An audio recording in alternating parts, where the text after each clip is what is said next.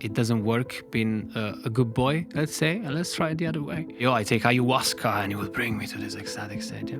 I was incredibly disappointed. I was like, this is nothing. I was losing my mind. I spoke to him once, maybe 1 minute.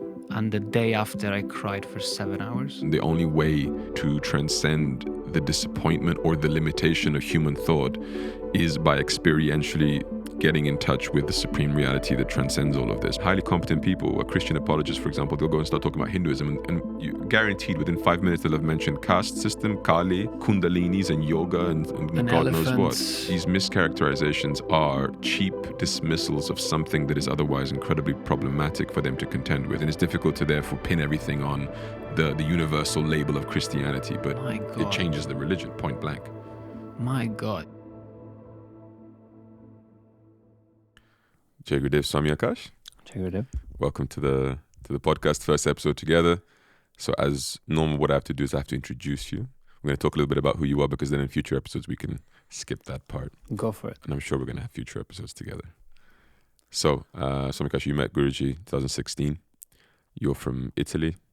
You have, for as long as I've known you, always been involved in knowledge, right? In getting involved in Guruji's teachings and knowledge, and then further on, you helped a lot in spreading it in various projects that we had online, with virtual pilgrimages, with so many different things that we started to do online during the pandemic and everything else. And we've worked together for the last few years as well. I think 5 at least. 5 years working together, yeah, for sure. So definitely looking forward to the podcast today. I think there's lots we can talk about. I think it's a cool topic. Sure. Yep. Well, let's. But before we get to it, maybe give me more background about who you are, your life, and that led you up to that moment, and give context to everybody. I was, as you said, I was born in Italy, in the north of Italy, close to basically to Innsbruck, to the Austrian border, and that's a bilingual city, Bolzano, and I actually had a pretty average, normal life. For most of the time, I had a few traumas here and there, a few violences because of some interesting personalities around there. But otherwise, I actually have a good family, very good family. My parents are nice people. And I just grew up like this. I was doing a lot of sport. And I didn't really care so much about philosophy, honestly. I always had, since I was young, some...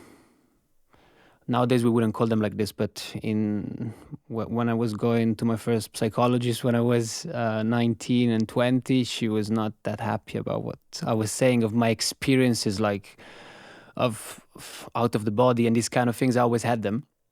So for me, let's say the world, like the metaphysical world, has always been something that was okay, because it's been a reality for me since always. So I didn't have to break any rational wall when I went into spirituality more with Guruji. Mm-hmm. And so at one point when I was studying electronics, actually, in high school, wow. Because I like computers a lot. I like computers and I like logic. I like logic. I wasn't that artistic as I am now. I was more of like into logic, and I like computers a lot and all these things. And I was gaming actually a lot at that time. So I had this need inside to find back what my experiences in the night and these weird metaphysical experiences were giving me, because it was a type of pleasure that I couldn't find in the world, and that for me was like, it's always been one of the main defining parts of my existence, because I had those experiences when I was very young, and they were really cool. Like I never really found the right words to explain them, but like they're very ecstatic. Like it's really like super nice. And so I let's say it's like you have a crazy, amazing dream. Then you wake up and you're like, okay, I want it here. And so I tried to find it in different ways, and I never had any type of alcohol or drugs until I was 18. And until that time, I was trying to find these beautiful experiences on the outside, and I was really failing. I couldn't find them, and actually I was pretty depressed. And I was thinking, why am I even alive? Like, when I'm awake, my experience is not even close to what it is when I'm on the other side. So what am I doing here? So you were a philosopher already? Yes, somehow. But at the same time, I was like, I don't find a meaning. I don't know what I'm supposed to be doing. And then... So an unsuccessful philosopher. Yeah, and then later on, I said, okay, you know what? It doesn't work being a good boy, let's say, and let's try it the other way. And so I started to drink and to take more drugs and to go to that extreme, because I was looking to use that as a medium to go there. Like they tell you, oh, I take ayahuasca and it will bring me to this ecstatic state. Yeah. But actually, I was pretty disappointed even with drugs. I was incredibly disappointed. I was like, this is nothing. But even anything else, relationships, everything. I was always being so disappointed by life and so bored. And to cut it short, until I met Guruji, that was, for me, it was like, I spoke to him once, a conversation of around maybe 1 minute. And the day after, I cried for 7 hours.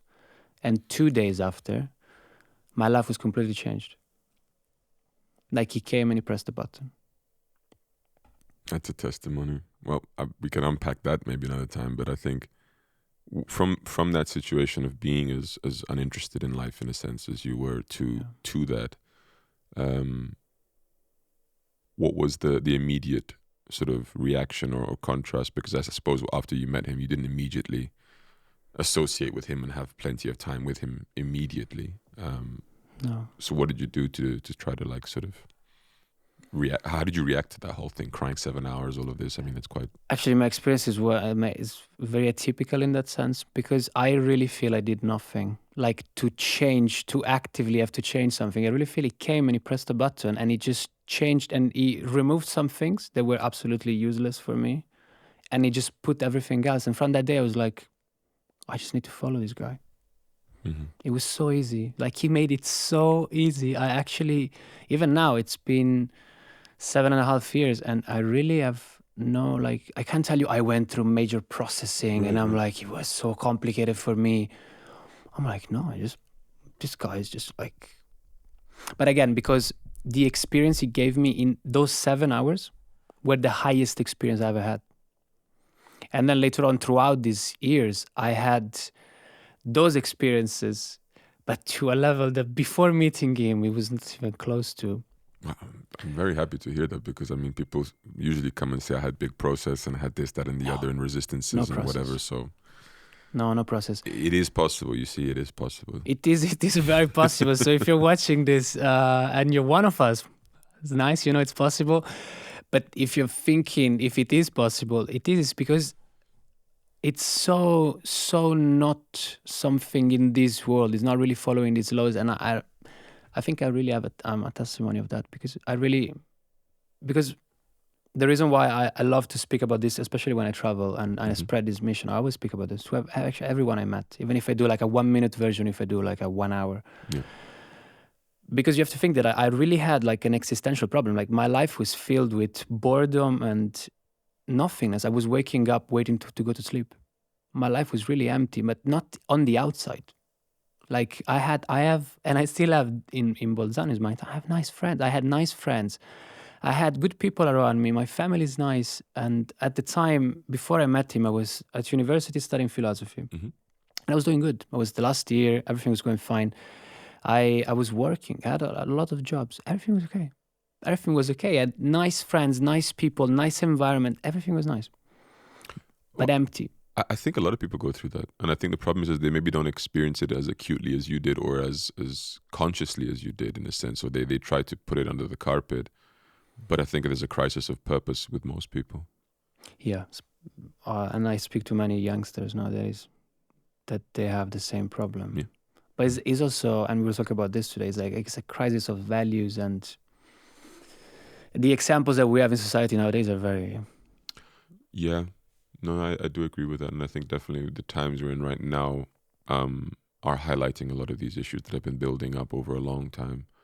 But again, yeah, we can touch into that. You mentioned that you were studying philosophy before you met Guruji. How did you get into that, and what was that like? Yeah, because when I was studying, even when I was doing electronics and I was studying that, I sometimes I had my book open and I had like Osho's books inside. So in class, I was actually reading his books, and I was always interested. And Osho was a good choice at the time because he was at the time, but his books are very philosophical in that sense. He was a philosophy teacher, and he was talking about all these commentaries on Western philosophy, actually, at the time, but from the Eastern perspective. And then later on, when I did night school, then I finished in some pedagogy and education teachings. You were studying some of the philosophers, like you actually studied Jesus in education, because he was the one who spoke about children in a different way, for example. And I was like, this philosophy thing looks cool, because I never did before. We didn't have it in electronic school. So I was like, this looks cool. But I didn't know that. I didn't even know what it was. And then I said, okay. So I finished my high school, and I said, okay, let's go to university.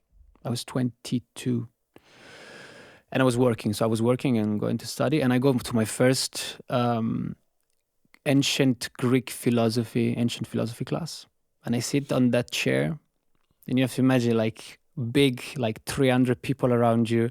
This great professor, she was a really great professor. She's there and she starts to speak, and I'm telling you, after 1 hour when she's speaking, I have no idea what she said. I don't understand anything, and I'm like, this is so bad. I got so depressed when I went out, and at the time I was smoking heavily. And so slowly I coupled smoking, cannabis, together with philosophy. I was losing my mind. I was was never a very ungrounded person. And now after experience with Guruji, I'm incredibly grounded, like you are.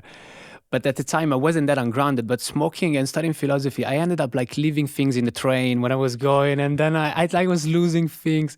I lost control at one point, and I had to stop smoking because it actually gave me anxiety. Just by the way, for the people online, it actually gave me anxiety. They tell you, I will remove anxiety. It gives you anxiety. I never had anxiety, and I arrived on that day where I had to give my first exam. That was on Nietzsche, and I have this heart pumping, and I'm like, what is it? Because I almost never had it before. I never had this problem. And my heart is pumping. My mouth is dry. And I'm thinking, what is this? That was anxiety. And then I stopped smoking later on, in a few months after. And then a few months after, you started understanding the classes as well. No, not really. I have to be honest, like not really. And I was a very bad student in that sense. Also because I was working, so I couldn't really be there all the time. I was trying to be there as much as I could. And it was in Trento, you know, where the famous council happened. Yeah. And there's a nice university there, and it's a half an hour from my town. So I used to go there, but I had to take a train or take a car and arrive there. So I wasn't that close while working. But I really didn't understand. The first year was very bad for me, and I think I took only like 2 exams at a time because it was confusing. If you approach philosophy, whether it is Eastern or Western philosophy, Hinduism, Taoism, Confucianism, whatever you're approaching, or the philosophers of Greece and of Europe and America, you end up overwhelmed. Sure. I think that's many people's experience. You're right. Yeah. You're so, with philosophy, you're overwhelmed. You're like, what? And also you don't understand like who's right, because there are so many accounts in different things, especially in the past, because history was not the history that we know right now. There was no like, you can watch a recording of a speech from a great dictator. You have no idea. They tell you they were dictators, but who dictated that they were dictators? Who said it? And so you end up very, very overwhelmed if you have no background and you have to go through. I had the same feeling when in Bhakti Marga, when I had to study. I wanted to. It's not that I had to. I wanted to study the philosophers of India. And I took these big manuals of Indian philosophy. They're gigantic. And I was overwhelmed very quickly. Yeah. I think it's actually one of the experiences a lot of people get when they want to get involved in philosophy or knowledge in general, especially on the Hindu side of things, because of how much there is, that I think any enthusiasm or desire they had for this gets killed quite quickly because they understand the scope of the project. Because with philosophy, it's one of those things that if you learn a little bit, you cannot get away with thinking you know a lot, because in many fields you do. You study a little bit, and the biggest danger is you start to think you know everything in most fields. In philosophy, I think it's almost the opposite. Like when you learn a little bit, you think you know even less because it doesn't make sense. It's not something easy to contextualize, easy to understand, because many philosophers are presenting their ideas in light of other people's ideas, as a rebuttal, as a contrast, as an evolution or iteration of someone else's idea. And so if you don't know the entire, let's say, landscape of philosophy, the chances that you're going to correctly understand and place the one specific philosophy that you're studying or reading is very low. But also, who really knows these things, even when they teach them to you? That's one point, because at university, you're there and you're sitting in front of this professor and he's talking and he looks incredibly confident. Like philosophers most of the philosophers, they look very confident when they speak. And when you read their books, like they're so sure that what they say and what they believe is true. And so you sit there, you have this class, you have a 60 hours class, you're sitting there for 60 hours listening to this guy. And he gives you like this vibe of like certainty, like what I'm telling you is the truth. So you have ancient Greek history, and then you do the Middle Age philosophy exam. So you go there, and when you take the exam, after you listen to 60 hours of this guy plus 20 hours of the other guy who tells you the entire Middle Age philosophy, you're talking about a lot of hours and a lot of books. You go there. I took an exam of Middle Age philosophy on the commentary on the Old Testament from Meister Eckhart. Okay. It's like this. It's a gigantic book, thin pages. It's a mess. So anyway, I sit there and I take this exam. And I answer to the guy and I tell him what he's asking. And then he tells me, no, this is not true.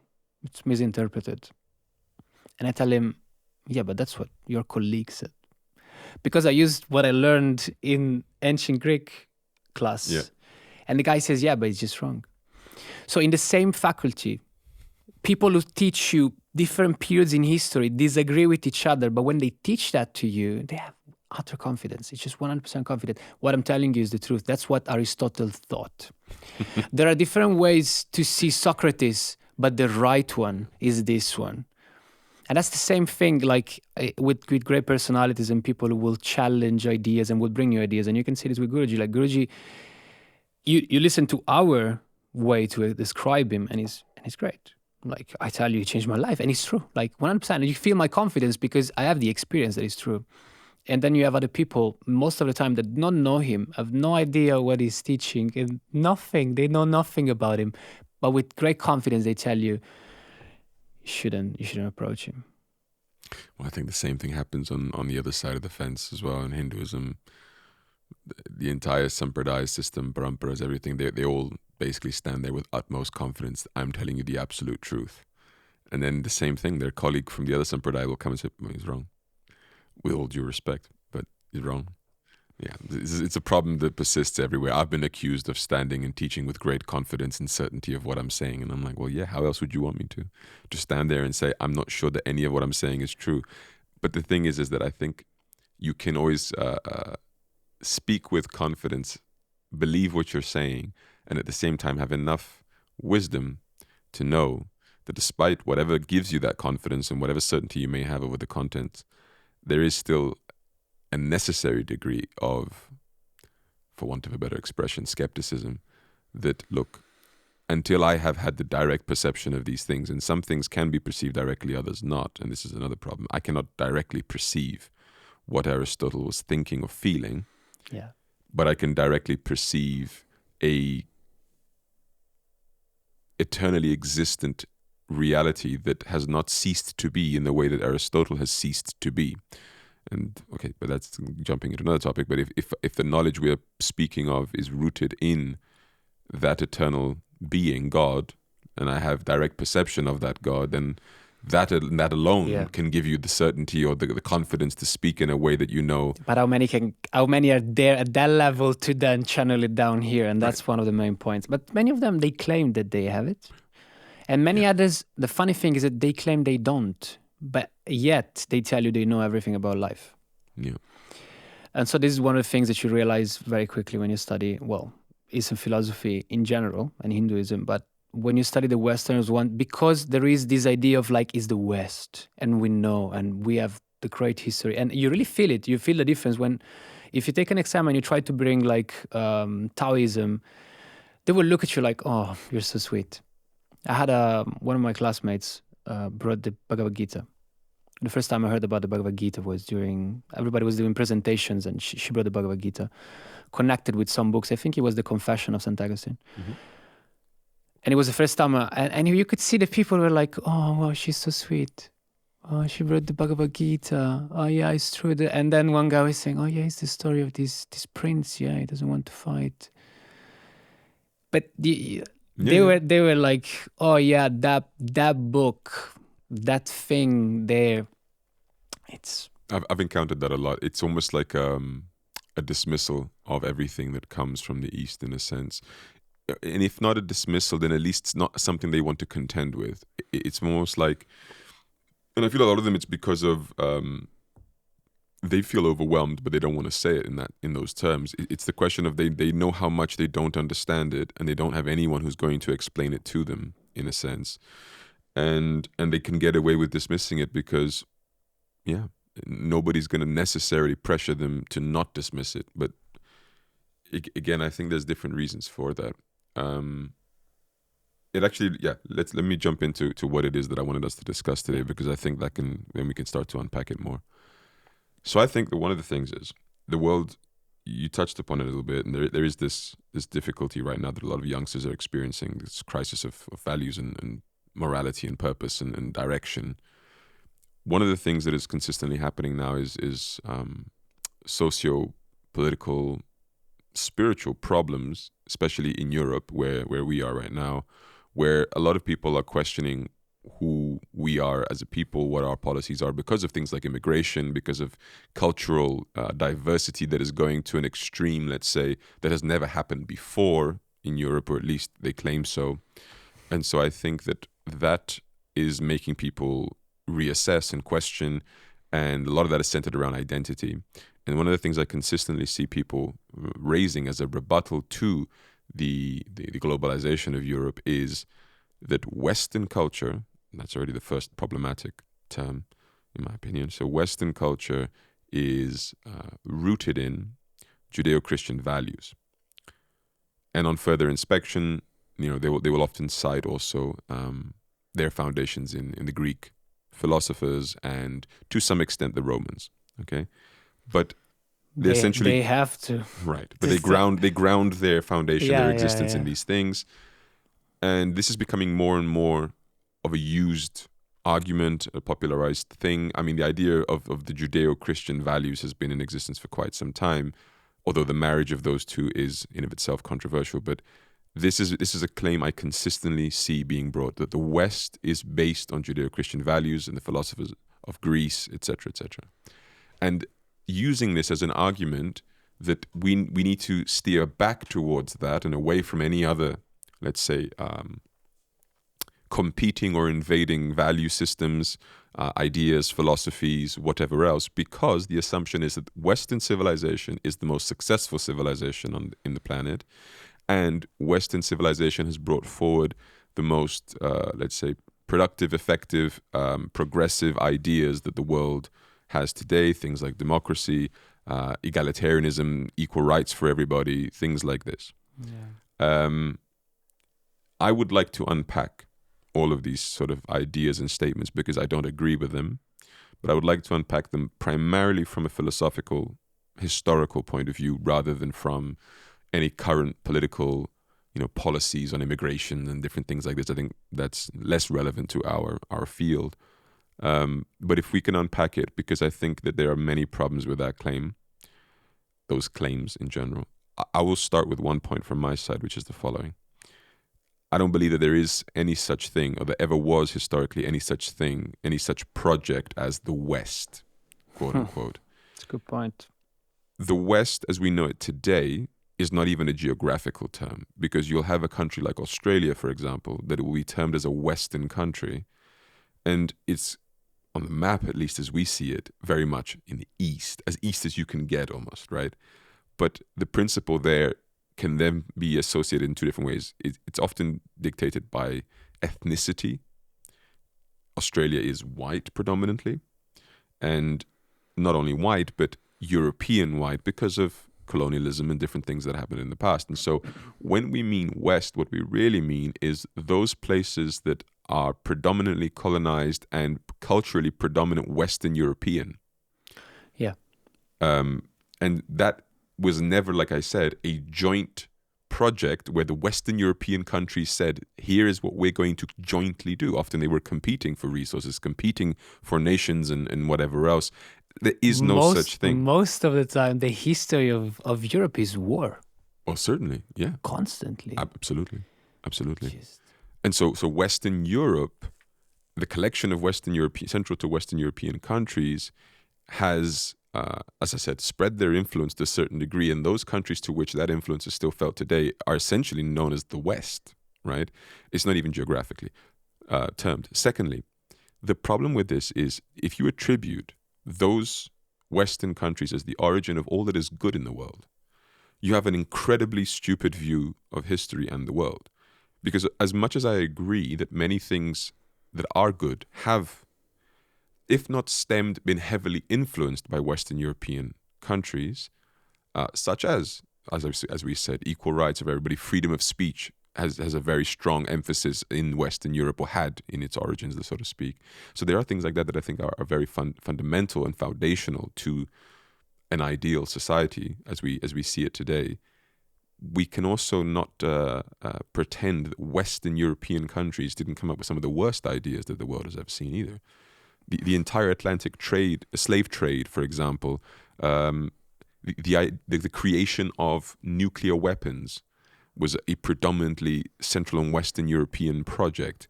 There are many more, let's say, terrible things, and we can touch upon them later. But I think the first problem is that the idea that the West is a thing in of itself, and that it hasn't in any way been shaped, formed, constructed by every other part of the world is nonsense.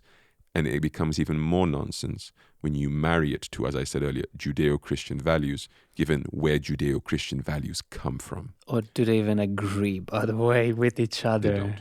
Spoiler, they don't. They don't. But okay, let's take it to your domain. You studied philosophy. If we take the first claim, which is Greek philosophers, for example, that they are a foundation of this.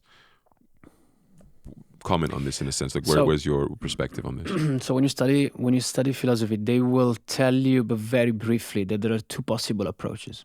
But they hint, if they do, they hint at it. And they tell you, you can look at it from the perspective of the historians and the historians of philosophy that believe from the influence or the how much the East influenced the West, if you want to call them like this. So the Greek philosophers were influenced by Hinduism, they will tell you, or Taoism, or Buddhism, all religions that were there before. So you're talking about, when you talk about democracy, you're talking about Greece, and you're talking about all these people, you're talking about 6 before Christ.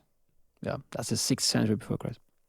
And then going on, and then going into Alexander the Great and all the great Hellenism and the spreading of the culture, to then go to the Romans, and then you go with Christianity, and then it becomes until nowadays, basically. But when you study these things, they tell you, okay, they might be influenced by the East, but we don't know.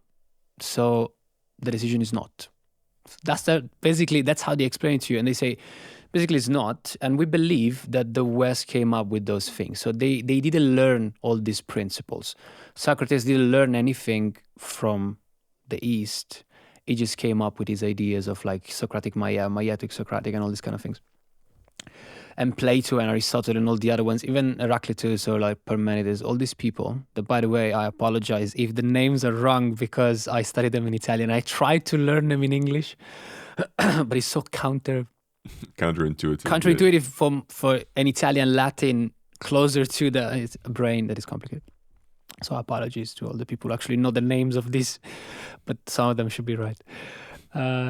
So when you look at this situation, what I think it's already hinting at is like there is a decision that has to be made in what you believe and what you don't, even in philosophy, and in the way you're going to tell the story of philosophy. Because the way you're going to tell the story in philosophy is going to give power to something or not. Because if I tell you, and as you say, the West is great, But if the approach I have to philosophy is that actually, that is great because they learn that from the East, then who's really great?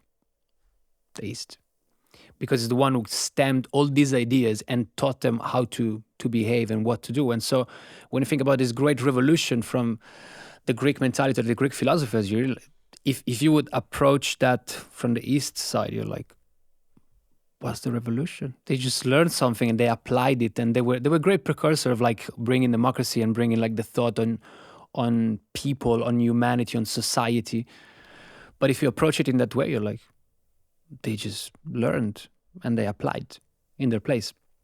And also what makes sense that is similar to the concept that you said about Australia, I think, is because what was Greece at that time? Greece was not the Greece that we know today. Like Plato, when he wrote his Republic, the book on the Republic, at the time there was a mess in Greece because of the tyrants. It was a political situation, a lot of tyrants, and situation was very crazy. So he left and he went to Syracuse in Sicily, because if I remember correctly, he knew the king.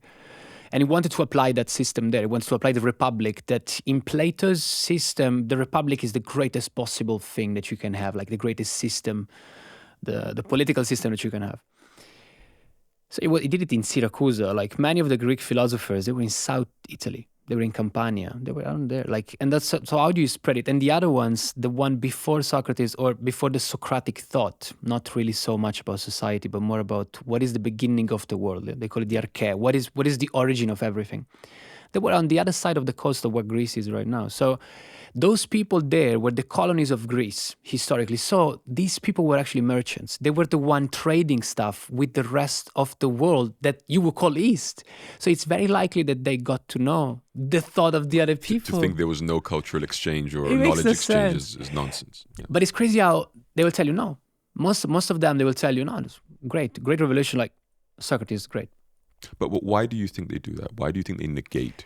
Because you need to, and there's a nice class that I took some time ago that talks about what happened, and it's an exercise you can do also just now when we talk about it. What happened when you believe that the Earth is, at the time, let's say you arrive in India and your belief system is that the Earth is maximum 2,000 years old.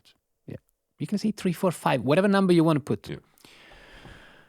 So you arrive there, you believe it's 2,000 years old, you land, see these people.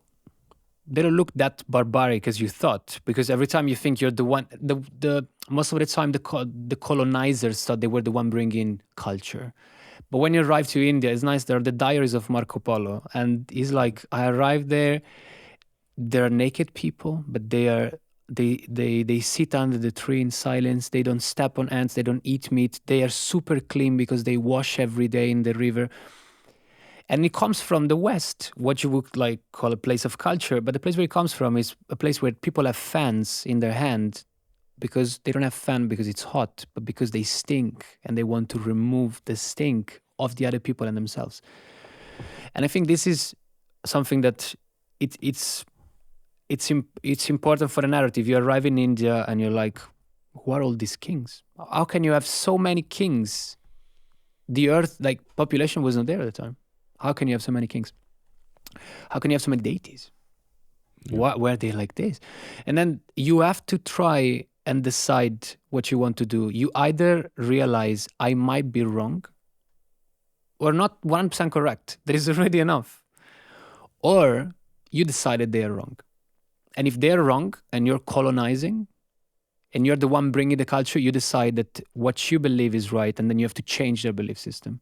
And changing that belief system is something that, by the way, you can see already in India. When you travel in India, the Indians nowadays don't know that much about their own Indian heritage. And there are nice classes of the Indian historians who scold the Indians and tell them, you learned your history in the way they want you to learn it, or they decided you had to learn it. No, that's 100% true. And actually, the colonization of India is probably the best example of this, because when the British came, one of the first realizations they had was they have a series of beliefs, cultures, claims that, if true, completely undermine our entire identity and the stories we have told ourselves about ourselves and our greatness. And if we were to accept these Indian versions of history and knowledge and whatever else, it completely destabilizes our identity. Completely. And so they have almost by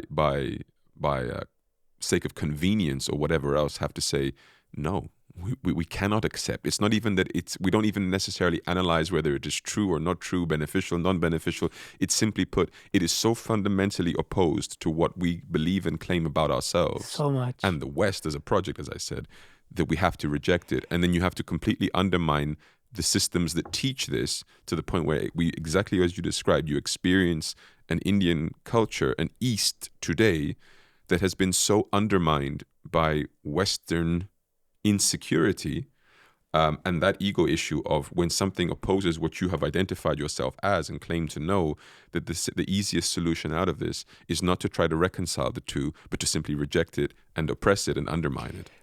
And it was their smart way to cope with it. They were like, you know what? We just don't believe it. You're just wrong, guys. You and if you read, that's also the sad thing from my side, like studying Indian philosophy. Indian philosophy is written many times. The history of Indian philosophy is written by Western people, British people, Yes. English people, Yes.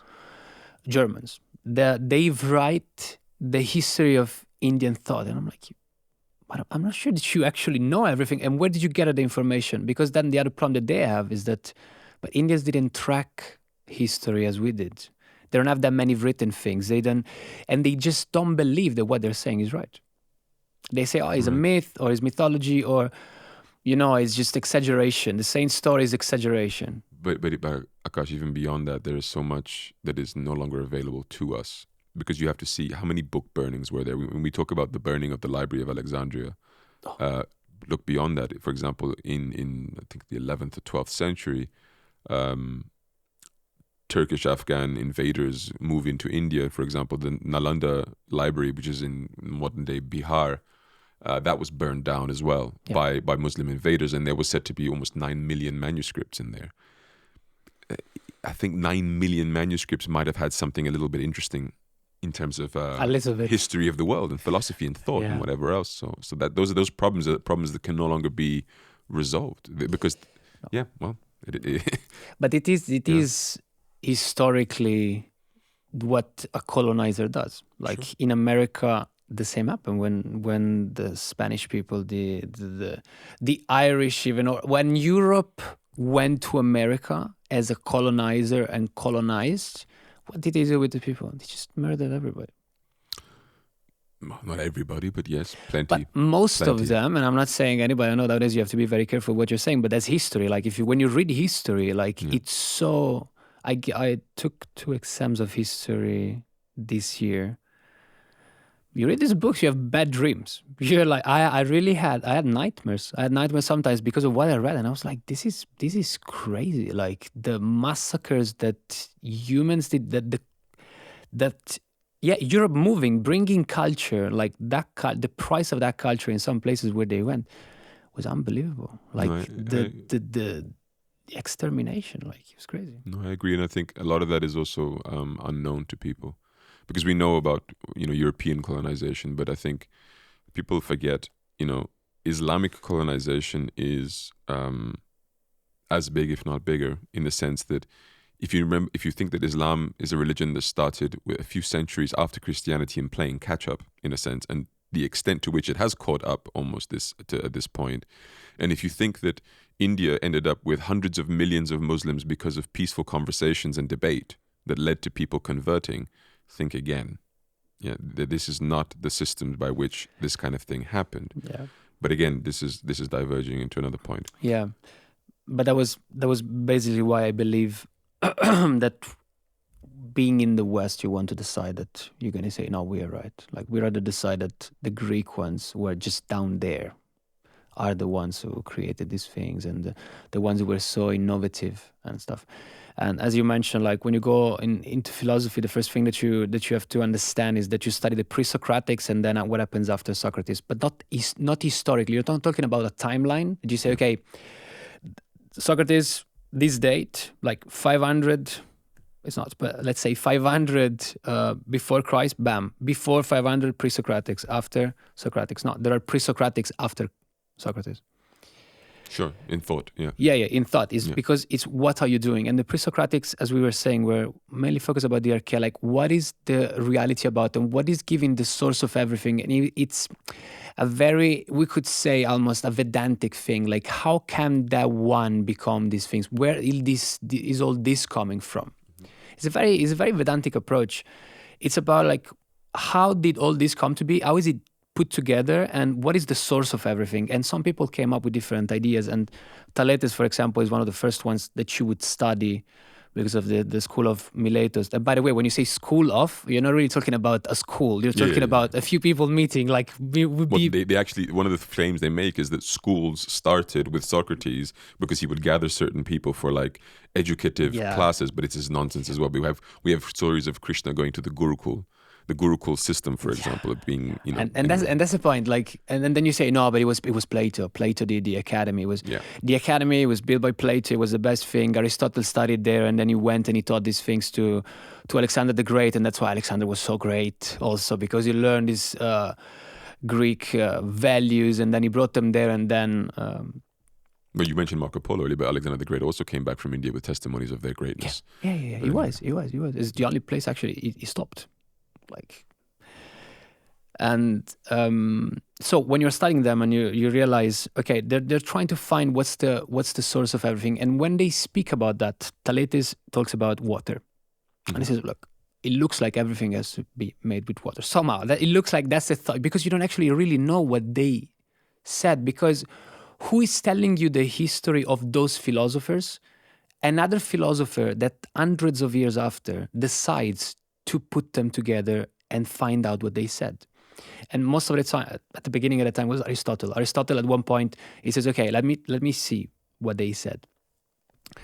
So Thaletes might say that it's because of water, another might say because it's fire, another might say because it's the atom. They're talking already about atom, something that we think is so revolutionary to the human thought because of physics. But well, actually, they even, the pre-Socratics, some of them even termed it as... the word was apeiron, this idea that there's an unlimited substance that was from which everything stems from. And this is like, well, sounds a lot like Brahman, but anyway.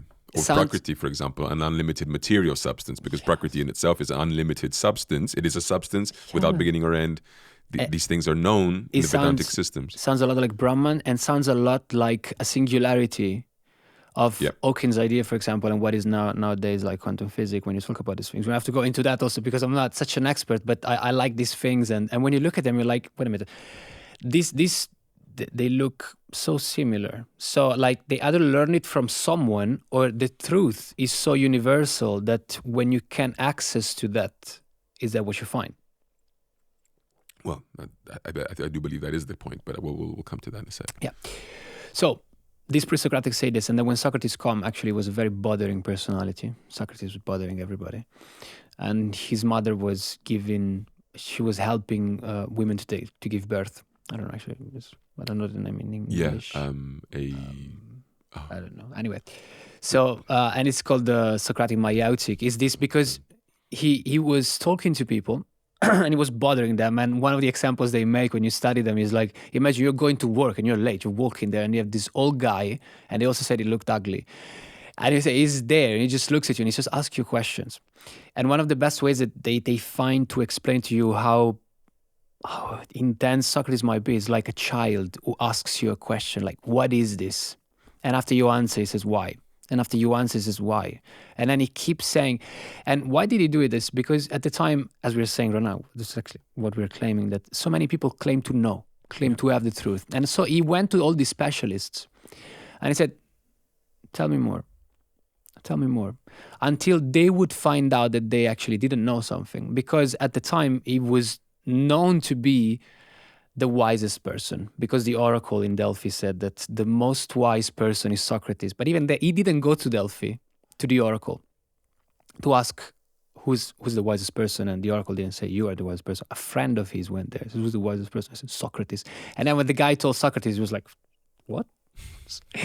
And so he realized, I'm the wisest because I actually don't know. Mm-hmm. But again, let's make a point on Socrates. Everything we know about Socrates comes from Plato. Yes.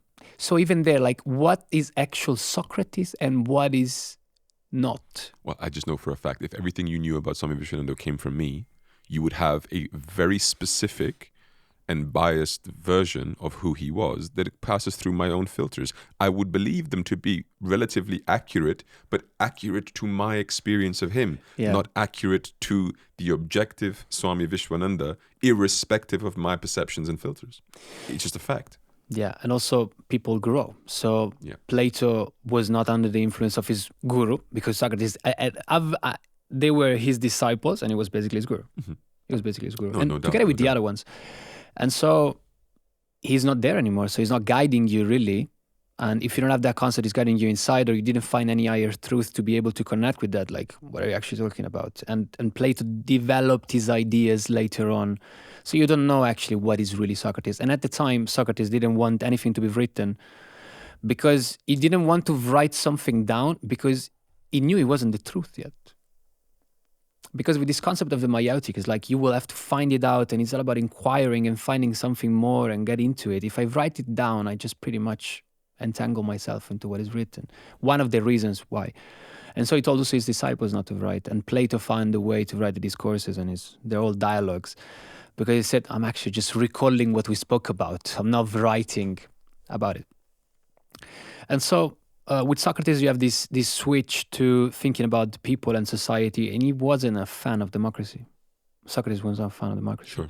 And at the time, the tyrants were there, and it was pretty complicated, the situation politically in Greece of that time, in the ancient Greece. And so Socrates brings this new thing until the point where he's preaching about these virtues and this concept of truth, and then they just don't want him there. He's uncomfortable. Well, because again, this is the problem, because the people have to contend with him and what he's saying. It doesn't allow for conformity and for an acceptance into a societal norm, and this is the big problem. And this is also why certain cultures have spread as easily as they have, is because of their certainty over truth. Because the more uncertain you are and the more you leave it open, the less easy it is to transmit it to someone else and to convert and to spread and everything else. Because what are you spreading? Ideas, theories, possibilities, variety. I had this conversation with Guruji even not so long ago, where he said, why has this culture or this religion or that spread as much as it has? And he wanted to know my perspective on it. And I said, because of their simplicity and clarity at the cost of truth often. Because if they have to bring truth, it is such a broad and undefined field that it is so difficult, because you have to sit and contend with hundreds of ideas and perspectives and possibilities. And it's not something, you might arrive at something that you feel approximates the truth after a lifetime of debate and introspection and experience and whatever, right?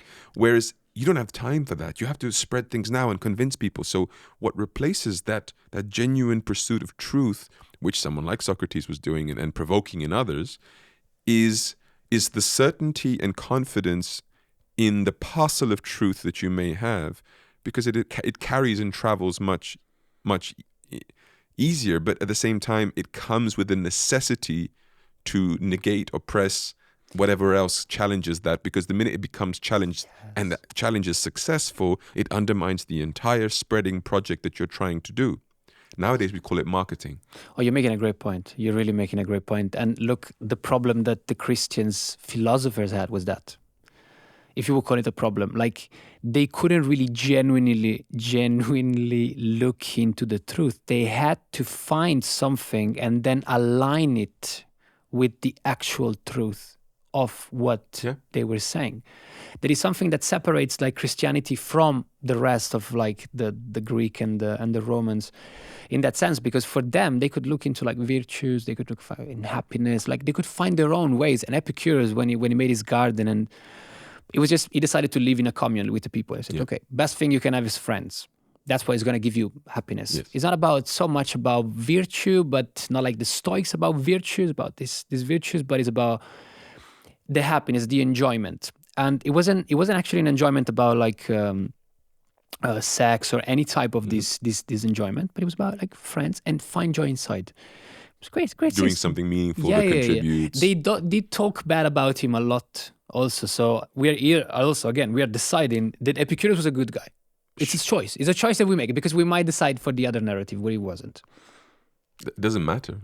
whether he was a good guy or not doesn't matter ultimately, because his idea has had his ideas have had massive influence on the world. I mean, Karl Marx was heavily influenced by Epicurus, and even did his first thesis on Epicurus's because of the communes. philosophies. Because of the communes, and the communes spread so much around the world that then they were used by the Christians when they conquered them, when they decided became the monasteries of the Christians, which is one Christianity now. Yeah. And this is the crazy thing that you find in this system, and the big challenge between the two, or let's say we can call them like this. So the pre-Socratics about the arche, the beginning of everything, and like how is this? How does this work? Very nice. And most of their treatises, treatises. Yeah. What they wrote about was called on nature. Yeah. Most of the time, sulla natura, on nature. It's always about nature, because nature was everywhere for them, and they also. Something that really made me think at the time was like, nowadays you turn off the sun, and if there's the moon, there's some light, but otherwise, if you have a fire, there is light at the time. But nowadays you have light. Yeah. At the time they didn't have it, so they had the star all the time. They could stare at the stars all the time and thinking, what are like they had no idea what they were. They had no telescope at the time, and they had to think about. What's going on? Like, what is this? How does this happen? And all the calamities that happened, life was much different. And so you focus much more on that. But then with Greece and with all these new, let's say, people getting together in these polis and in these different ways to get together in society, then I start to think, okay, how do we get together in society? And then Aristotle comes to say, because when Plato wrote the Republic, then Aristotle wrote the Politic. And he says, okay, human are rational animals by nature. And that's why they have to be together. They're animals still, like they move together and they go around like this. And this is basically what we have is the one on nature from the pre-Socratics. And with Socrates, you start the thought on man and on society. And then with the Romans, it's still going on, like Seneca in the Stoics, it was in Rome. And the Roman culture was all about strength. And if you study Nietzsche at one point, he will speak about this when it's a nice book. The first exam I took on genealogy of morality. Mm-hmm. And he's doing exactly what we're doing right now in this podcast. He decides and sees why are the morals like this, and he goes back to Greece and checks what happened there. And he goes to Socrates, to Plato, to Aristotle, and to all of them, then Christianity and the Christians and the Romans. And he says that there is a morality in the Romans that is called one of the horsemen, cavalieri, I think is horseman in English. Because the Romans were all about strength, vigor, like it's about like showing your power. And his point, those are my point, that's Nietzsche's point, just for clarity, is saying that at the time the priests were very weak system of priests there. They were nothing basically. And what he's saying is that they were very sad about it and they wanted the power that these horsemen had. And so they decide to change the morals. And they say, no, to be strong is not good, to be weak. To be rich is not good, it's to be poor. And they change the moral according to what they need, according to the leading system that you have at the time. And then they manage to put that in front, and Christianity goes into, you have to be a weak one. It's about like, it's not richness, but it's to be like, it's not to have too much, it's to have little. Sure. So they change these things and it goes into this system. And as we said, pre-Socratics, Socratics on this, do the Romans, and then you have the problem with the Christians that I think is that they're all trying to prove with logic that what they believe is right.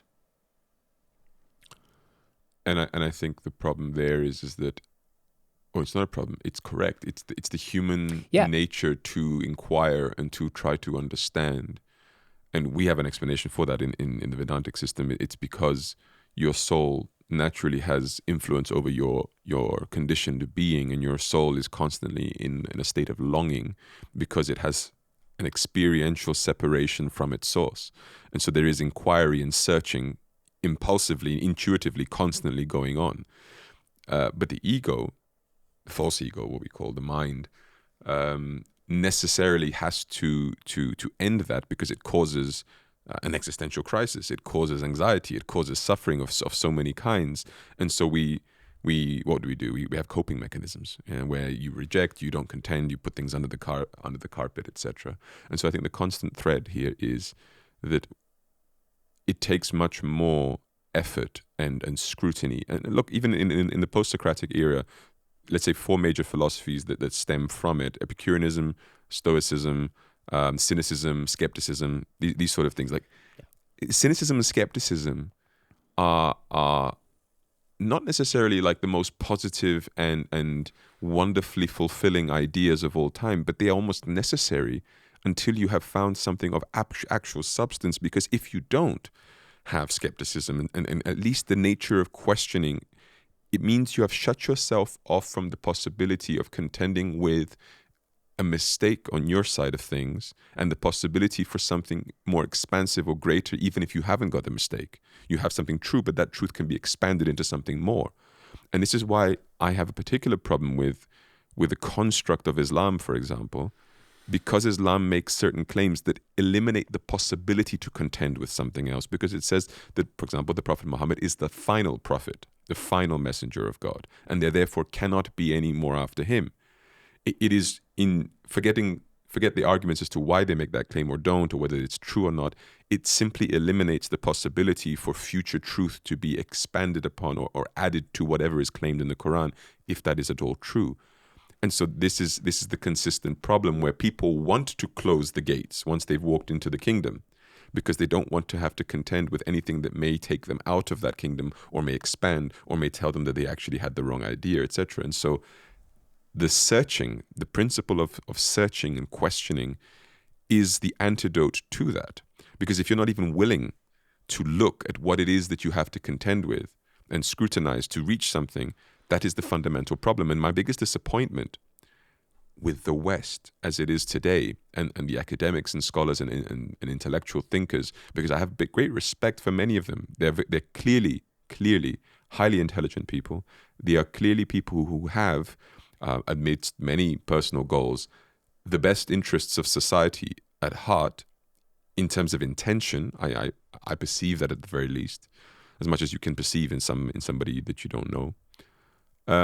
But they all consistently refuse to contend with the East, as we said earlier, and it's because of inconvenience. It's because of how much it would set them back in their own minds, because they have built their identity on their competence in the areas that they know. You go to university, you get a degree, and you say, now I am a philosopher, now I am a doctor, now I am this, that, and the other. That is crazy.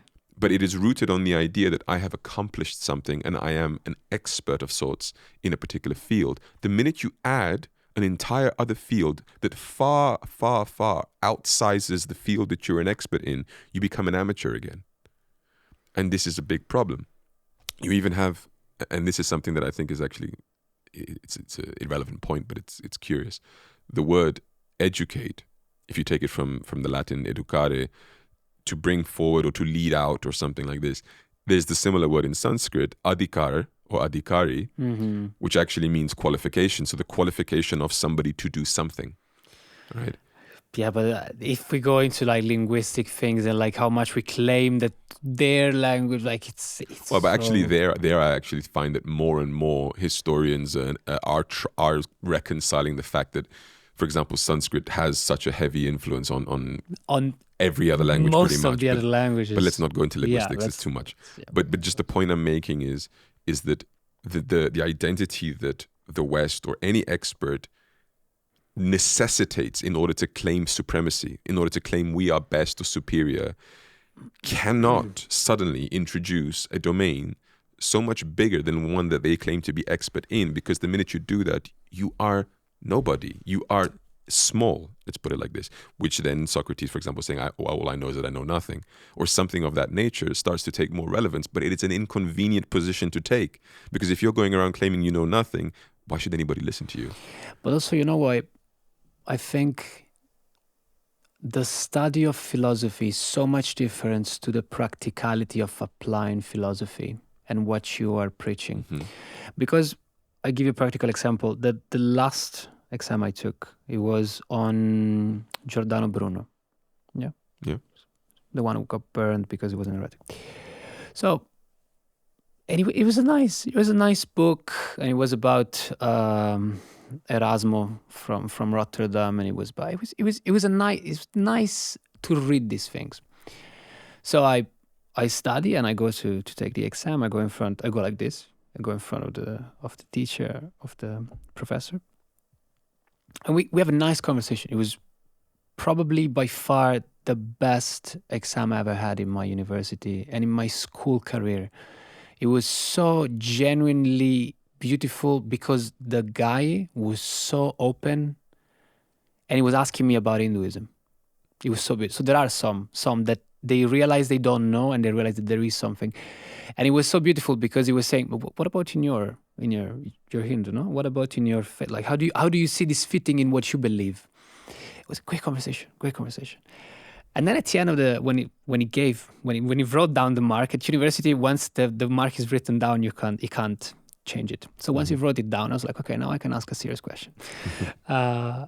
What do you do with this? Because I told him I've been in this university 8 years before, and I said when I was here, I just heard a lot of words, but no practical. I was like, these are just words. Like, I have no idea how to even apply them. You study Nietzsche, you study Socrates, you study Plato, you study Aristotle, you study Hume, you study all of these people, but is it just like mental? What is it? What am I doing? Like, it's just all information in my brain, and then I can tell you what happened in history of thought, or what do I do with it? Like, the scholastic system and the university system that I know, I think everywhere, it doesn't teach you to apply what you're saying. Like, what do you do with that knowledge? What do you do? No, that's up to you. What do I do with 3 years of philosophy in my brain now? I don't know. They don't tell you what. So I asked the guy and I said, what? Become a teacher of philosophy. That's what you do. Yeah, exactly. Like, there's a nice meme where they say, oh, there's a guy that fainted there, and they say, oh, we need a doctor. And the guy comes there and says, I'm a doctor in philosophy. Yeah. That means basically you're useless in that sense. Because one of the main jokes in philosophy is like, oh, you went to study philosophy, I'm going to see you at the McDonald's. Yeah. That's what you say in Italy, I think, is everywhere. And why? So anyway, that's not the why. We're not going to answer the why. So to the guy, I tell him, and I say, can I ask you questions? Like, you're molding the new generations. You get people between 19 to 22 and 25. You're molding the new generation the way they think. What are you teaching them? Like, and I asked him, what is the purpose now that I studied Giordano Bruno, this book? What do you do with it? It's like, can you tell me, what am I doing? And the guy looked at me, he was really nice. The guy looked at me, he said, actually, you're right. It's a good question. What the quality of your thoughts often dictates the quality of your life. I mean, that was something even Marcus Aurelius said, for example. And if you go to the Gita, this is the thing that I personally love about the Gita, and I think most people who start to dive into the Gita find out. It's that Krishna says specifically in the Gita that this knowledge is not only theoretical, but it grants direct experience of the supreme truth. Massive difference. No, and every bit of knowledge is presented in support of a practical method, either karma yoga or jnana yoga or bhakti yoga, whatever it may be, but a practical method to reach the highest available human experience. And there cannot be any more higher practicality than the highest available human experience, and the roadmap to which you can achieve it. And it isn't achieved merely by intellectual thought. It is achieved by thought manifesting as coherent and consequent action that then manifests as a resulting experience, right? State of being, state of consciousness, whatever you want to call it doesn't matter, but it is a resulting experience of self that stems from thought and practicality of said thought, that thought leading into a set of behaviors, attitudes, practices that then result in something. It gives you a goal, a purpose. Well, as I said in the very beginning, a crisis of purpose is what's going on. But this is a gigantic difference, and that's why the Bhagavad Gita is so beautiful to read and it's so beautiful to go through. And when Guruji tells us it's a manual of life, and I believe both of us, we travel and we say this to people, and I do a game sometimes with people, when new people around, I tell them, look, this book is so good, ask me any question, I answer with a verse.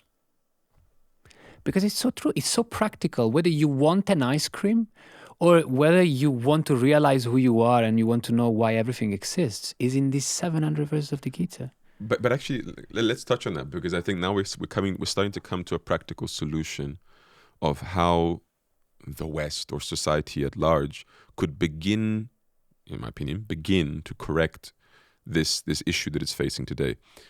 Why is it that there is such reverence and adoration for Socrates and Plato and Aristotle, and then after them, as you said, Epicurus and Seneca and Marcus Aurelius? For example, Marcus Aurelius, every second minute I find someone saying, "Oh, have you read the Meditations of Marcus Aurelius? It's incredible, it's this, that, and the other." So there's great reverence for these persons. There is evidently great reverence for Christianity. And once you dive into the Christian world, there is great reverence for someone like St. Augustine, for example, right? And what he brought forward. Now, why? Because I think both of them are touching upon two fundamental facets of the human journey that cannot be erased. One is contend with self, contend with your own mind, your body, nature, your interaction with it. So in a sense, Prakriti and the Atma, who are you and your mode of being in relation to nature, also in relation to other beings, how to organize yourselves in a way in that sense, and how to organize your inner self as well. And this is where I think someone like Marcus Aurelius really speaks to people, because he was much more practical in that sense. Starts to lean on practicality and methodology a little bit, right? And so that's why the Meditations of Marcus Aurelius are so famous. So you have this whole bundle of people there saying, okay, practical, dealing with self, dealing with nature, top. Then you go into Christianity. Well, we have to contend with God. We have to contend with the seeming evidence of a personal God, of beings like Jesus and whoever else that come and make the proclamations and activities that they do. Because the Socratics, even post-Socratics to an extent, pre-Socratics, at most believed in an impersonal deity or an impersonal God. Or they had the pantheon of their gods, and some of them... They were pantheists, essentially. Yeah, but also they said, like, the gods, like... some of them say, like, the God exists, but they don't interfere with us. Right, because if they would... But it's deism instead of theism, right? But what Christianity does is it brings a personal God into the equation that interferes, that has grace, that offers salvation and offers this, that, and the other. And there's St. Augustine. One life. Well, yeah. But that later on. That is even... I see that more as a mechanism of control and whatever. That's what I'm saying, because... Yeah. But if you take St. Augustine, and we can... I'm curious to hear your thoughts on St. Augustine in general, but St. Augustine, one of the things that he very clearly does is he makes that jump from the very material, in a sense, to the supernatural, not in the sense of ungroundedness, but in the sense of, let us map out the inherent flaws, original sin, for example, of humanity and society, and understand that the project to perfect this is silly.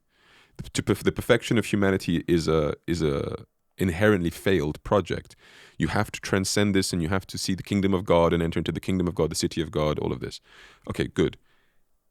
This is not, again, innovation. This is the same thing the Bhagavad Gita has said. And so what I'm saying is that both of these groups speak to truth. We listen to them, we see it, and we think, yes, this reflects reality. Yes, everything that the Stoics are doing, and Marcus Aurelius and the Greeks, definitely speaks to my existential issues in my reality. However, contending with the transcendent, not only the immanent, therefore Christianity, God, it is the most, let's say, widespread, systematic presentation of a personal God based on love and mercy, which we intuitively feel to be true. And therefore we start to speak about seemingly revolutionary or new ideas of self-surrender towards God, of transcendence being the ultimate experience of life, whatever it may be.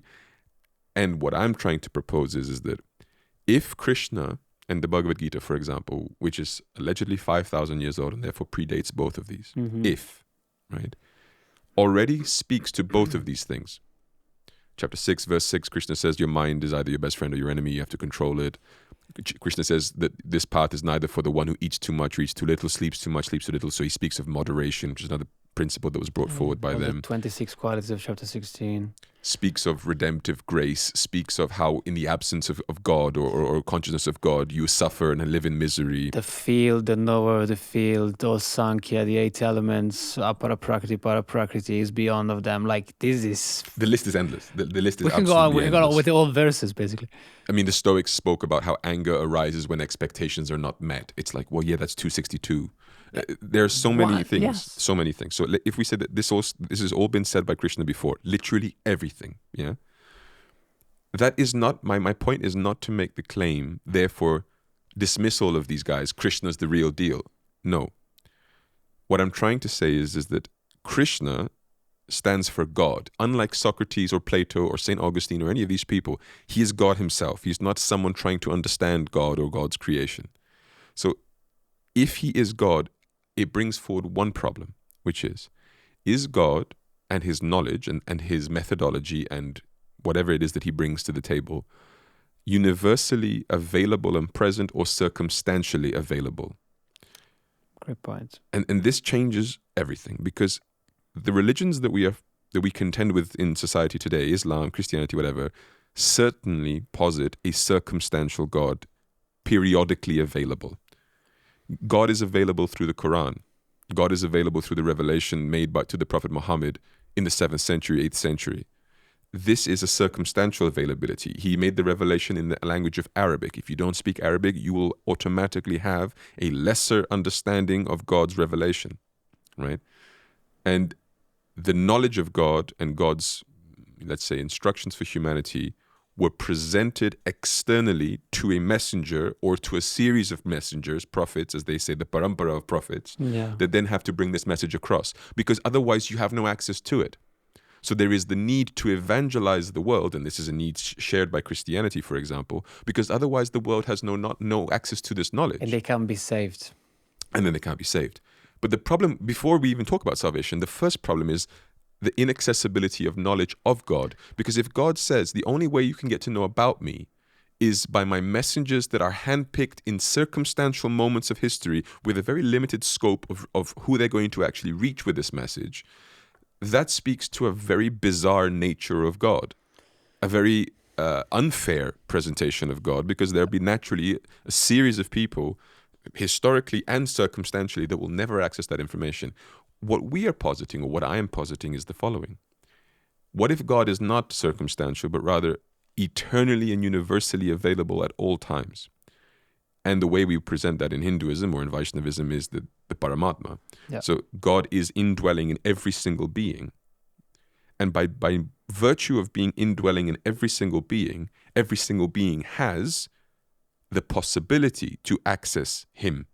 And by accessing him, they access everything that he contains within him: grace, love, mercy, knowledge. That is already inside. Yeah. And therefore that speaks to, why does Marcus Aurelius speak or hint at truths that Krishna spoke, God spoke? Why does Socrates and Plato and Aristotle and everybody else seemingly say things that I go, oh, but yeah, but it's in the Gita? Or even Jesus, because Jesus stems from the very same universal principle of God that we're talking about. Jesus is non-different from that. I'm not saying that Jesus was in contradiction to that. And so therefore, the underlying reality from which all these ideas stem from is not Judeo-Christian or Western or Greek or anything. It is universal. It is universal. And we all have universal access to it. The problem is that gaining access to it is not that easy. And it certainly doesn't happen theoretically only. It happens by practice and by experience. And those people, as we found out with our discussion today about Socrates, and we know about Jesus, he got crucified for his issues. Yeah. Those people tend to be the people society has the biggest problems with. For sure. For the exact principle that we said. They bring something that you have to contend with and you cannot reject. And so instead of it, you just kill them. You get rid of them because you can't deal with what they're saying. Because it's too challenging and humans don't really like change. And yet change happens. Change is inevitable, as many of these philosophies say, and as Christians say, and with everyone who accesses this universal truth. So I think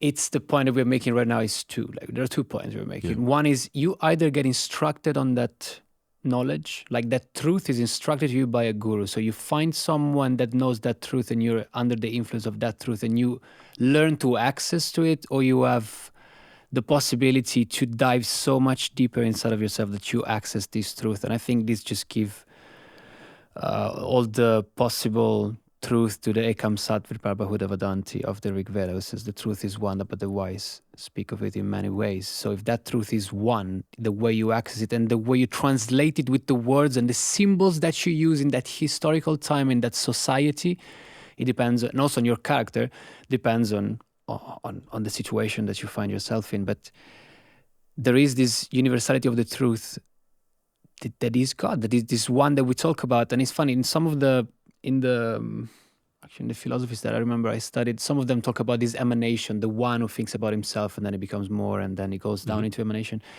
And then you end up with humanity. I think it's Plotinus in Neoplatonism, he speaks about this. And then you have the 10th emanation, that is where humans are, that can access the other ones. And on the 9th, you have like the angels, for example.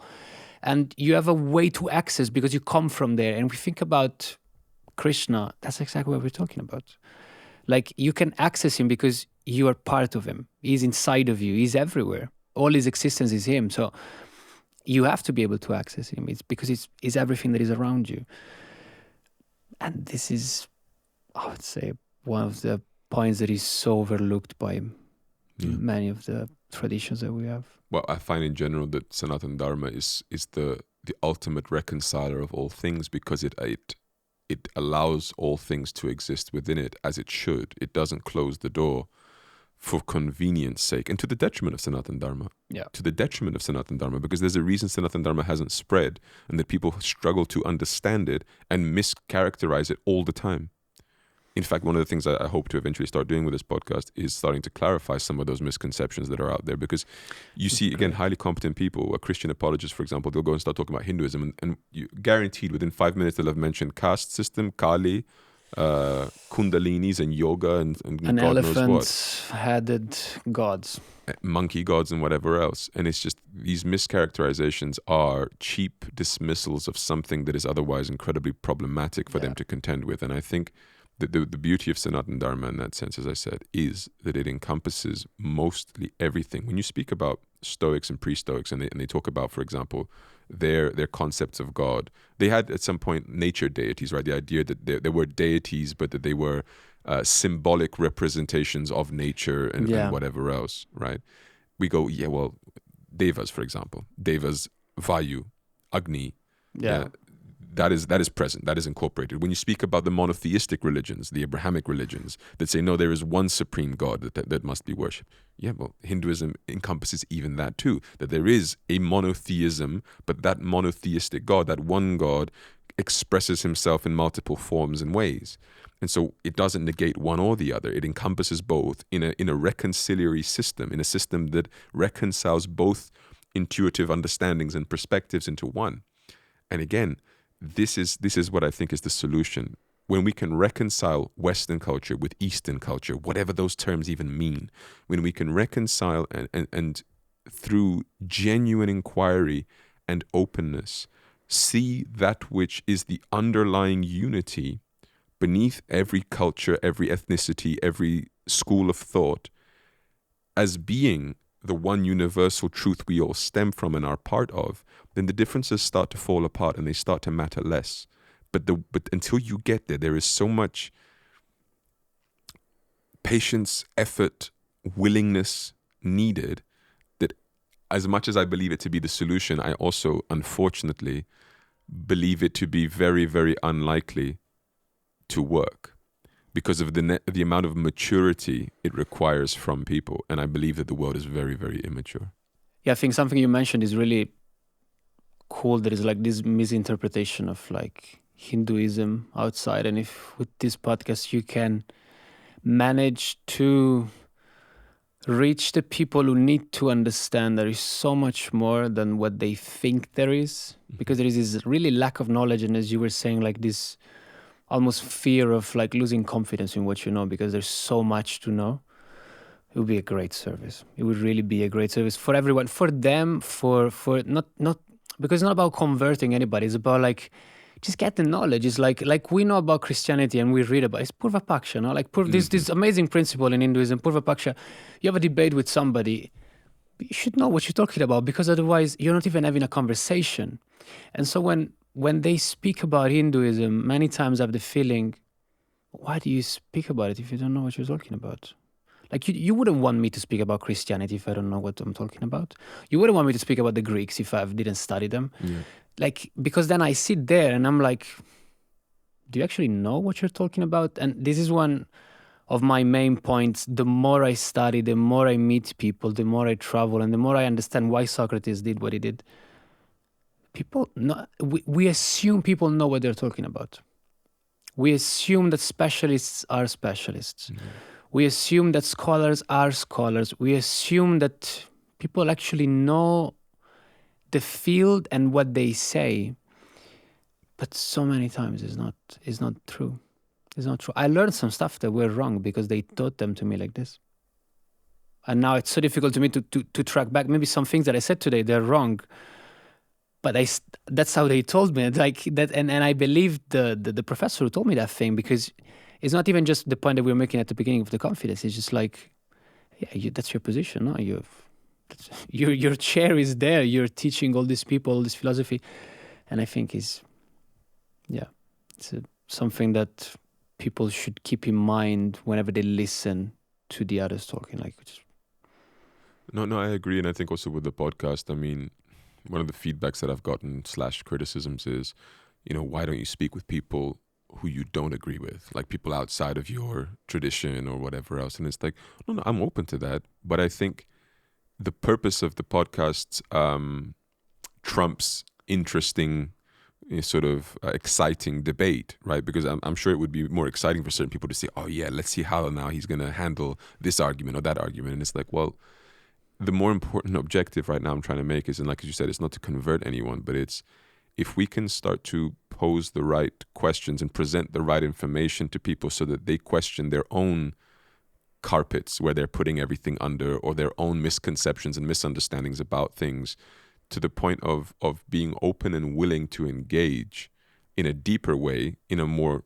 let's say, practical way that results in practical things, in outcomes, in actual transformational outcomes, then I'm happy. And that doesn't require excitement and debate and disagreement and whatever else, although I'm completely open to having those conversations as well. But it's more like what we did today, for example. I've put forward an issue. We unpacked it a bit. We traded ideas about various different schools of thought and ways in which this was all shaped, and ways in which we can conceive it, but also ways in which we can address it. And one of the things is, for example, Dostoevsky, somebody who is universally praised, let's put it like this, as an incredible writer, incredible thinker. One of the things that he said that I believe is probably the wisest thing he said, and maybe not the most popular in certain circles. In the absence of God, if God is to be killed or removed from society or whatever, maybe chaos will ensue because of the hedonism that will follow. Everything is permitted. In the absence of God, everything is permitted, is what he said. I agree. And therefore, I don't say that as a condemnation of those who are atheists, but rather an invitation to think, an invitation to contemplate, why did he say that? What is the merit to such a claim? And even if you analyze and scrutinize that and come to the conclusion you still want to eliminate God from your life and from the equation. You might disagree. No problem. But I know a lot of atheists today that have not contended with God, neither contended with the reasons why somebody says in the absence of God problems will arise. They just don't believe in God because it's inconvenient to believe in God for them, because it will limit their behaviors, it will restrict them in certain things. And also they don't believe in which God. Sure, that's another big problem. Yeah. You're right. Is a gigantic point, because when you talk to people, you say God, and they're like, oh yeah, they're like. But that's why I said the universal principle of God, not the circumstantial. And God. that's what I'm saying. But so many people because if you come in Italy and you say Dio, this God, my brain, because of the Vatican, because of Christianity, because of Catholicism in Italy, and because of what I've been learning, I already see the guy sitting on the cloud in white. I don't have to make an effort. it's imprinted inside of me. Yeah. It's imprinted inside of me. And if I would be approaching Hinduism, I was thinking with that word, I would have big problems. And I'm actually very happy that Guruji speaks English and the Bhakti Marga is in English, because I could use God in a completely different way. That when I You don't have teach the it, connotations. and when I speak in Italian and I have to use the Italian word, sometimes I'm like if you say Lord Krishna in Italian, is like, when I say it, it's like Signor Krishna. I'm like, what? It's so weird. It's like, because of what I've been used to, and the cut that I give to that symbol and the meaning to that word. And I think the main problem people have with God is that they don't like the word and what it means in the culture they grew up with, because they have problem with the church, maybe because they had problems with the people around, because they have problem with those values, and they don't understand that when we say God, you mean the ultimate principle of the entire reality. You're talking about the source of all sources. You're talking about everything that is written in the Bhagavad Gita. And the name Narayana works so nicely because it's the one who is in all things, in which all things are. And it's such a great way to describe it. And I think this can change the approach of many people, because some of the so-defined atheists, the people don't believe in God, that you go to them and say, but you believe in a original something? Like, do you believe in that thing? Like something that gives energy to everything, that gives source to everything? And they tell you yes. And I say, yeah, welcome, you believe in God. It's like you believe in God.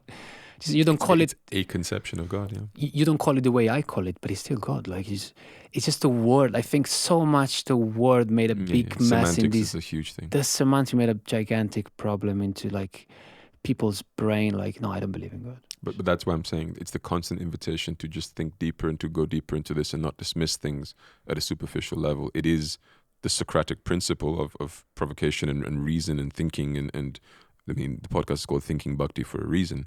It's not just because it sounded nice. It's because I believe strongly. It does sound nice. I agree. But I strongly believe that you do have to think things as deeply as possible and contend with every thought that arises, every emotion that arises.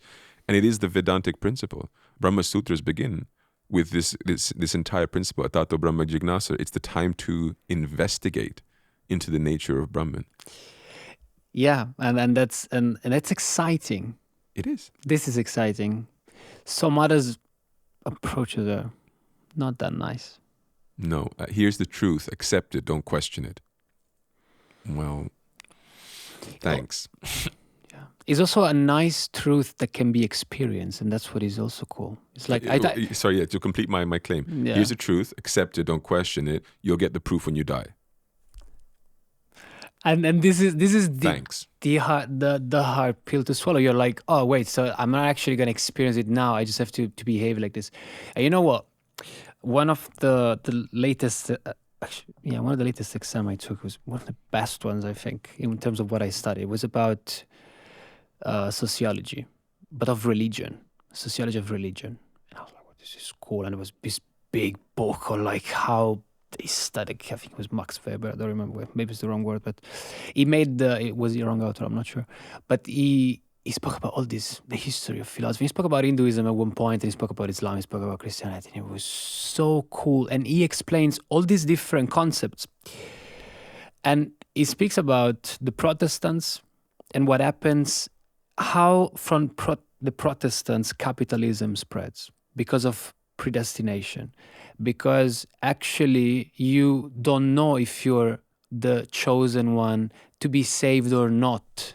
So we have to think it like at the Germany at that time, or that area of Europe who follows Zwingler and like Zwingler and more, because Luther was not that much, but like predestination was more about like hard Protestants. They don't actually know if they're saved. They don't have priests anymore. They removed them. They can read the Bible and they can interpret it themselves. So it's all about the way you can interpret the book. It's all about you. And at the same time, there's no way to know if you're going to be saved or not. Like predestination is completely out of your hand. You have no idea. And that system, what this great analysis was saying, it says, into that situation, you would just behave good because somebody who was predestined would have good virtue, good behavior, would like be hardworking and all these things. And basically it develops this concept that is genial, like it's really is amazing to read, where capitalism spreads to that because that's how you start to focus on you. And he explains also why capitalism doesn't work in an Islamic country, because it's a tribal system. It's all about the greatness of the tribe rather than it's an individual-based thing. You go to Hinduism, it doesn't work. Hinduism is too big and too open to what the Greek, by the way, called metempsychosis, this reincarnation. It's too much. You can't apply that thing. And it's working nowadays a little bit more just because it's becoming more Westerner. But it was 100 years ago when he was writing this thing. It was more complicated. And there's this nice idea about these values and how they get together with religion and the system in society. And then you get basically entire systems like capitalism developed by one idea, religious idea. Sure. But then I also find it funny how, for example, when we say Judeo-Christian values or ideas, it's like, well, they weren't always the same. If you take Christianity, I mean, early Christianity was very borderline communist. It was very communal and whatever else. Then through the Middle Ages, it becomes very pro-monarchy. I mean, Christianity and the kings was a marriage made in heaven, and the kings were divinely ordained and whatever else. You're talking about the greatest disappointment I had in university was when I studied St. Augustine and I go in the city of God, in the city of man, and I read all this creation of original sin.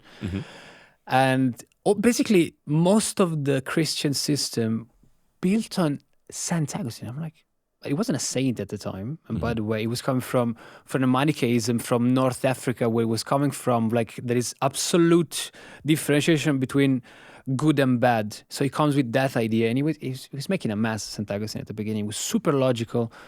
And when he writes, one of his books is De Anima on De Quantitate Anime. It's like on the soul and on the quality of the soul, on the quantity.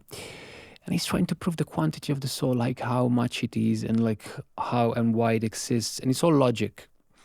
So when I read these things and I read the way and why he built this system, and I don't want to say the wrong date, but I think it was like in 410. It's called Sacco di Roma. I don't know. Basically, there is the invasion, what they used to be called the Sack of Rome. And they claim that it's Christianity's fault. Because they say before, like Rome was the greatest thing. It was impossible to breach Rome. But now that you introduce this new one God and you remove the pantheon of the gods down, it's a mess. And that's why they manage. And then in around 3 years, St. Augustine developed this system and he wrote the city of God, the city of heaven, of man. And then he says basically, the city of man is this, like where it's imperfect. It's imperfect. It's kind of the only one that is the true one and the right one is this city of God. And I got really disappointed on that. I was thinking, I thought it was rooted on like some strong, like some revelation. It was rooted on some like super holy book, or it was somewhere in the Bible. I didn't thought it was St. Augustine coming with these things. Oh, original sin is just it's a solution, and I respect it only insofar as it is an attempt to contend with human evil, with human nature, with the imperfection of ourselves, which he's correct in identifying, but it's just that his solution to it is inherited original sin from Adam, and it is therefore it helps in so much as that it promotes compassion and understanding and empathy for human error, because it's embedded into us, and so there's no expectation of perfection or the pursuit of perfection, which is a double-edged sword. Because how did he use it then? That's what I mean. Not him maybe specifically, but how was it used in time? Like this original sin concept is very heavy on the subconscious of most of the people who grew up in a Catholic or Christian country. You're right, and this is a problem I have in general with terming anything as Christian or Christianity, is because I don't believe Christ necessarily would agree with most of the things that preceded his birth and incarnation. Neither many of the personalities. Someone like St. Augustine maybe didn't have the full influence or knowledge of how his ideas would be then implemented. And so it's almost the Christian culture as it proceeded, era through era, that is responsible for various different things. And it's difficult to therefore pin everything on the universal label of Christianity. But still, I think some of these things are part of an attempt, at least, to contend with nature, and therefore I can respect it. So, for example, the idea of formation of original sin, as much as it would have been great if this had come from, as you said, revelation or something like this, I understand why he does it. it's just incredible to see the theological impact it has on the entire religion from that moment onwards. It changes the religion. My God. It changes the religion, point blank. My God, it was such a... And that's why I was so disappointed. I was like, this big change. And it was really a big point for me, like in studying all these authors, because I was like, wow, so you just think about something that would make sense in the system after your city is invaded, and it's basically political. Even when you study Machiavelli, like the Prince of Machiavelli, everybody's like, wow, the Prince, he was one of the greatest political treatises in the world. He wrote it because he was in jail and he wanted to get out of jail. And when you read these things, you're like, it's so disappointing. Like the human perspective, when you look at it, you're like, well, this is not that divine. This is not that divine. And that's why the same allegation or claim can be made to the Bhagavad Gita or to anything, and the only way to transcend the disappointment or the limitation of human thought is by experientially getting in touch with the supreme reality that transcends all of this, because otherwise we are just a bunch of humans trading ideas and competing for mental space, let's put it like this, with our ideas. And the competing factor is something that you find a lot with the philosophers. And that's what we touched at the beginning, but you really find it in history when you look at, because as we said, when Christianity appears, and then you have St. Augustine and all, like St. Thomas and all the other ones, like St. Anselmo and all these people, they're just trying to prove and to find a way to put logic and the soul and immortality and the existence of God into the fact that it's the truth that he exists. And so they're mainly investing time before humanism, in all this time that is called like these dark centuries, they're really investing time in like finding ways to prove that it's true. But before, it was just about like, it was based, like Socrates says something, Plato says what Socrates says, and then he says, but actually, in that he was wrong, this is right. Aristotle goes there, he studies in the academy until Plato dies, and then he says, actually, that is true, but this is wrong. And then the other one comes and he says, what he said is true, but actually, it's wrong. And if you look at all of them, they all do the same. And what you really get tired at one point is that then you reach, like, you go up to Kant, and then you go to Hegel, and then you to Heidegger, and you're thinking, you're all saying the same thing in just a differently slight way constantly. And so you end up with all these people who, and they change the name, they change the system, they add aesthetic, they add music, and they add this, and you're like, oh my God. And what I like about the Gita, honestly, it's just the Gita. The Gita is amazing, amazing. There's a commentary, they explain to you the Gita in a different way, they explain it in a different point. But if you take these 700 verses, they're enough. Like, they're so straight to the point. Practical and experiential. Practical, they're physical and metaphysical. They are practical, they're experiential, but they're also super philosophical. You're like, there is everything that you need to. And that's what really, in philosophy, you really get tired of. But I was super excited when I mentioned Hegel, Heidegger, and Kant, only and because I want to put a challenge to the audience. And that is not a challenge, a request. If you guys are interested in what we discussed today, and if you want us to do more of this, because I'd be happy to do more episodes with you on philosophy. Yeah, I think it's cool. Because there's so many more to unpack, more recent philosophers, all the French philosophers, Descartes, Sartre, we have to Foucault, do one. etc. We have to do one on Nietzsche. So people Germans. comment now. We have to do one on Nietzsche. Nietzsche is so beautiful, and we can talk so much about this Bhagavad Gita. That's what I'm saying. I can jump into any of those, and I'm very happy to. That's why when you said Hegel, when you said Kant, I was like, if you guys want, we can do this, because it's be cool. Areas of interest for me, and I think there's some cool perspectives we can give on this from, like I said, the Hindu point of view. Purva Paksha.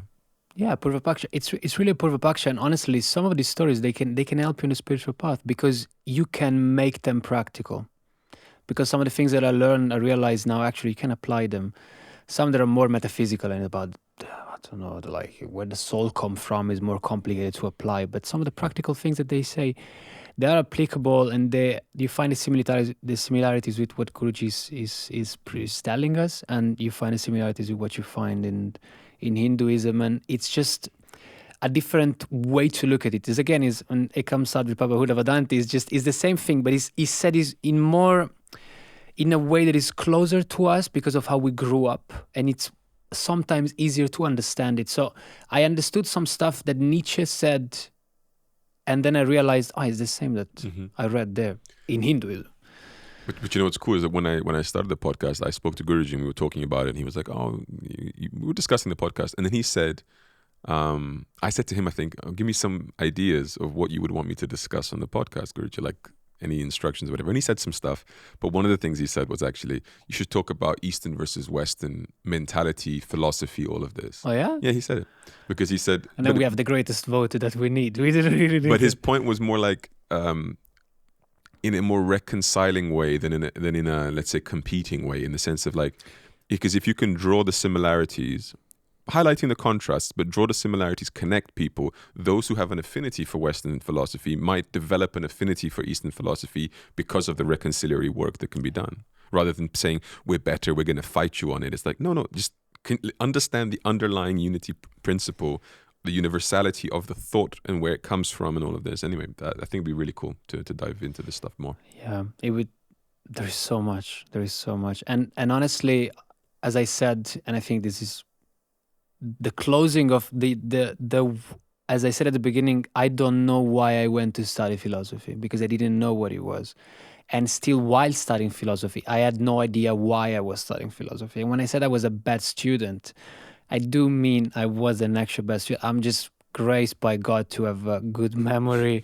And somehow, probably, I can listen while I sleep, because I spend most of my time in classes with the Critic of the Practical Reason from Kant. That is a gigantic book that I always carry with me, not because I read it, but because it was the best cushion I ever had on the desk.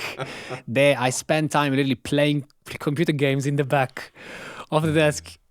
But at the same time, I did study. I took the exams. You're inspiring great confidence right now. Please listen to him. He knows what he's talking about. Because he was sleeping on Kant's book. Well, one thing is when you sleep and then you listen to recordings, and also I was great in gathering all the intel from everybody else. The truth is this though.